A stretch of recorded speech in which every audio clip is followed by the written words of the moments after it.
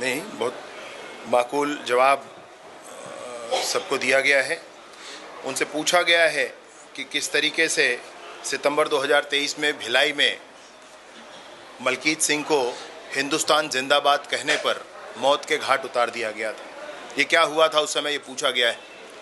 उनको ये पूछा गया है कि कवर्धा में किस तरीके से भगवा ध्वज के अपमान के उपरांत भी दिन भर लोग चिल्लाते रहे, एफआईआर नहीं हुआ, ये कौन सा लॉ एंड ऑर्डर था, ये पूछा गया उनसे।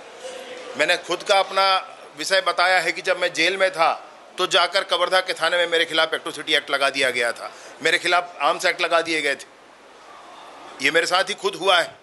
मैंने पूछा कि फर्जी एफआईआर के क्या स्थितियां उस समय थी, वो आप बताएं।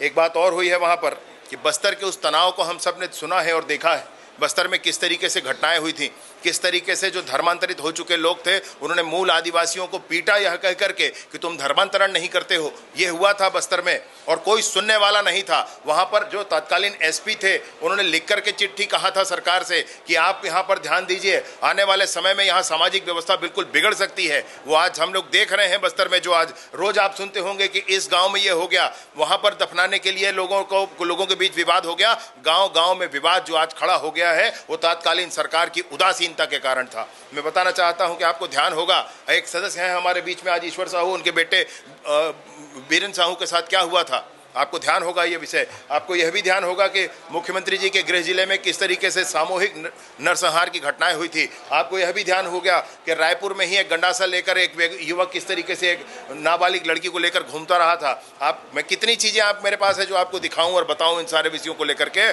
साथ ही साथ मैंने यह भी बताया उनसे कि किस तरीके से जनवरी 2021 से लेकर के जून 2021 तक, मैंने जनवरी से जून 2021, जनवरी से जून 2022, जनवरी से जून 2023 और जनवरी से जून 2024, इनमें सारे अपराधों के आंकड़े आप देख लें, सब कुछ कम है, सब कुछ कम है। दिल का दर्द एक है, वो है बलौदा बाजार, वो है बलौदा बाजार। वो नहीं होना था, उस पर पूरी ठोस कार्रवाई होनी चाहिए। परंतु आपको निसंदेह ये मैं कहना चाहता हूं, ये आंकड़े उस दिन भी आप लोगों के सामने मैंने प्रस्तुत किए थे, आज सदन में भी प्रस्तुत करके सबके सामने बताया हूं और माननीय अध्यक्ष महोदय ने अस्वीकार किया है स्थगन।